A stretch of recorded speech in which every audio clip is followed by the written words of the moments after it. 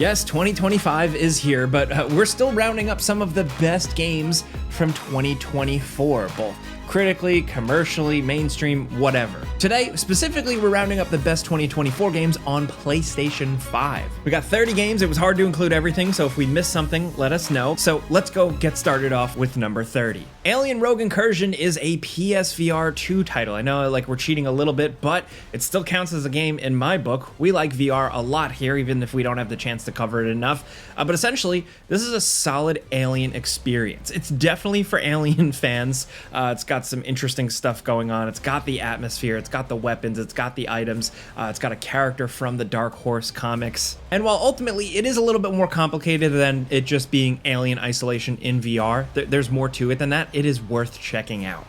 Next, over at number 29, we have Rise of the Ronin. This is the open world samurai action game from Team Ninja, the people behind Neo, and a lot of highly complicated, very interesting action games. And Rise of the Ronin just feels a little bit different. It's a little bit more accessible. It's got a really good character creator and just lots to do in this crazy open world. The graphics aren't the best, but it is fun. The combat, the gore, all that is absolutely awesome. Next, over at number 28, we have one of the biggest ones of the year, Black Myth: Wukong. This game absolutely kicks ass. I know some people were like debating whether or not it should be game of the year. Doesn't really matter either way, in my opinion. What does matter is that you should play it. It's got a pretty unique setting, interesting characters, really incredible boss designs, and just like a steady flow of them. Black Myth: Wukong is definitely one of the more unique games on PS5 this year. Next, over at number 27, we have Dragon Ball Sparking Zero.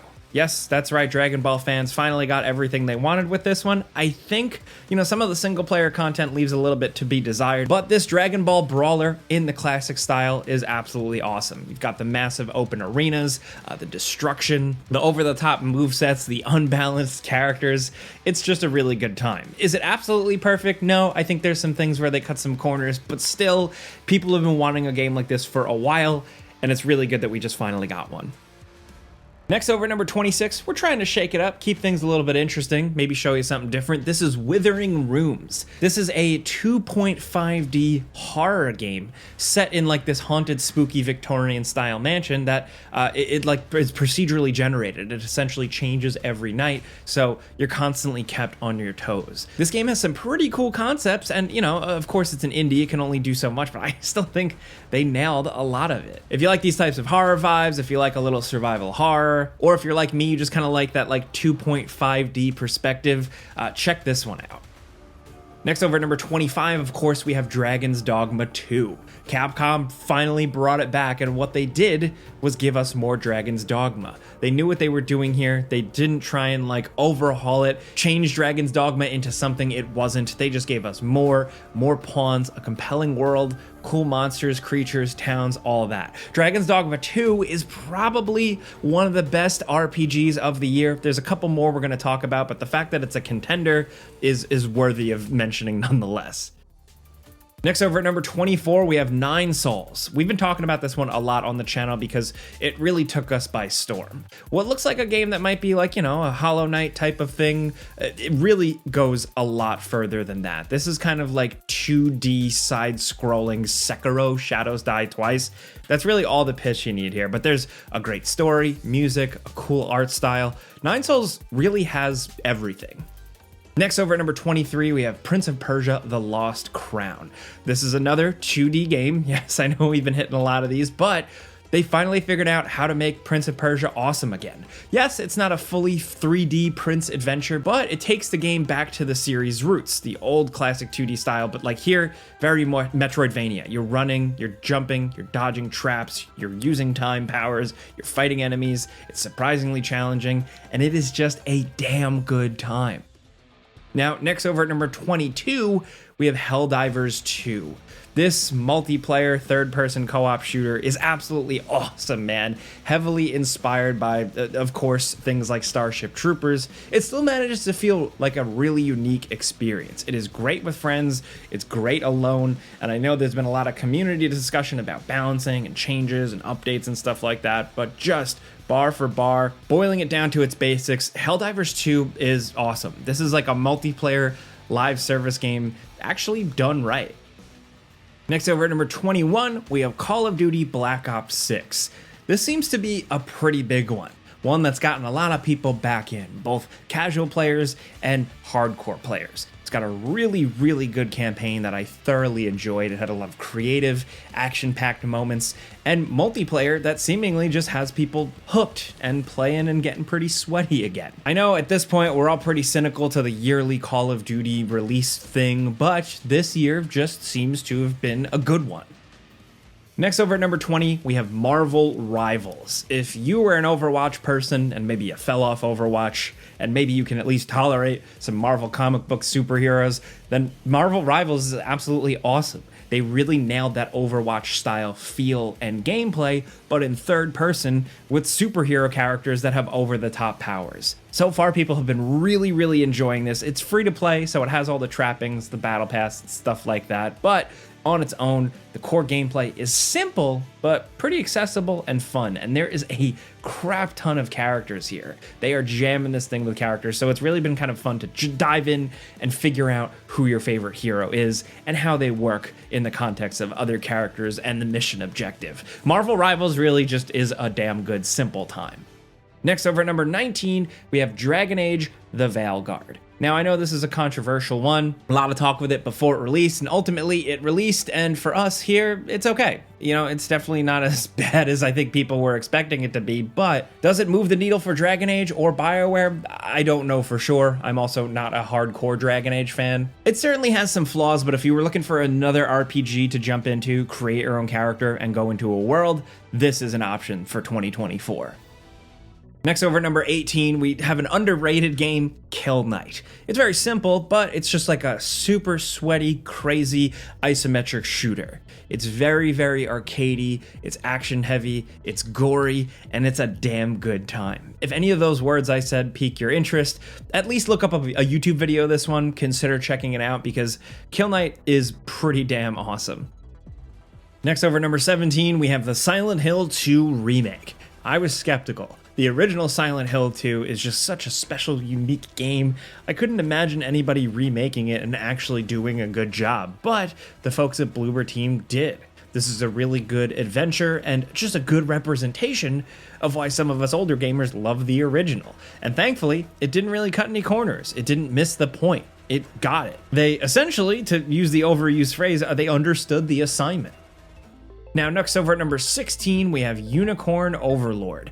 If you're looking for a tactical RPG, maybe if you're into something like a Fire Emblem, but you've been hungry for more of that, try Unicorn Overlord because it's Atlas, so it's got a bit of a different flavor to it. They know how to make games at this point. The gameplay is really, really good and addictive, and it makes it replayable. What more can you want? Now, next over at number 15, we have Stellar Blade. This action combat adventure is really, really cool. I know that sounds pretty simple, pretty silly, but that's probably the best thing I could say about it. It's just really over the top. It's got good boss battles, fun combat, not the most interesting story or characters, but it looks nice. But the most important thing is that it's just good old video game fun. It is just a fun combat adventure to play through. And sometimes that's just what the doctor ordered, man. Now, next over at number 14, we have Final Fantasy VII Rebirth. This is a big one, probably one of the biggest ones of the year. It's also a massive game, much bigger than Final Fantasy VII Remake. Rebirth really blows things out of the water here with more to do, continuing the adventure, showing you more of the world of Final Fantasy VII, and it absolutely succeeds. Next over at number 13, we have Persona 3 Reload. This is a great reason, a great excuse to either replay the original incredible Persona 3 or jump in for the first time. This re-release is absolutely fantastic, and this game is a legend for a reason. Next over at number 12, we have Warhammer 40k Space Marine 2. This is another one, I'm going to use the phrase again, just a good old-fashioned video game. A fun, incredible, over-the-top, action-packed, silly, third-person shooter single-player campaign, and some great co-op multiplayer. The multiplayer has like all these different classes and stuff, customization for your Space Marine. It's just really cool. You don't really need to know too much about Warhammer to jump into this. It's kind of served as a gateway drug for some people to get into Warhammer, and I think that just shows how good it is. Next, over at number 11, we have Hi-Fi Rush. What last year was an Xbox and PC exclusive has now released on PlayStation. And it's damn good. You should play it. I know it probably hasn't hit a lot of like top best, PS5 games of 2024 lists, but we totally think it deserves a recognition. Hi-Fi Rush is still awesome. Next, over at number 10, Empire of the Ants. Yes, the Ant game. They were working on this one for a while, and it was kind of joked around as like the Ant game. You play as an ant. It's a whole weird adventure, and they actually nail the sense of scale and size, and it's really cool. It just makes good on its potential. Also, there's no other game like this on the list. It's totally unique, and it's pretty good on PlayStation. Next, over at number 9, we have Pacific Drive, a kind of survival sci-fi driving game. Essentially, think of something like Stalker, but you have a vehicle. This vehicle is very susceptible to the elements, but it also can be your main tool for survival. You upgrade it to protect you and also stay safe against these scientific anomalies out in the environment. It's a really satisfying loop of getting the scientific components and putting everything together to go from a crappy old jalopy to a beefed out Ghostbusters science machine mobile. Like I said with a couple of games on this list, but definitely with this one, it is a really unique game and unlike anything else you'll play this year. Next, over at number 8, we have another unique game with Kunitsu-Gami Path of the Goddess. Capcom put out this smaller style game that seems on the surface like a combat action game thing, but it's actually a pretty in-depth and really compelling and different tower defense game, all based around Japanese myth. It's just a really, really well-made quality game, fun to play through, a good amount of challenge. Kunitsu-Gami is great. Now, next, over at number 7, Animal Well. The indie darling of the year is absolutely incredible. It is a vibes-based game. Yes, from the lo-fi atmosphere, the chill music, great visual effects, the fact that there's no swords or guns in it, it's really exploration-based, but also the incredible puzzles and just really, really gorgeous environments and hidden little secrets, making this game just like a really solid playthrough, like a solid video game meal, you know what I mean?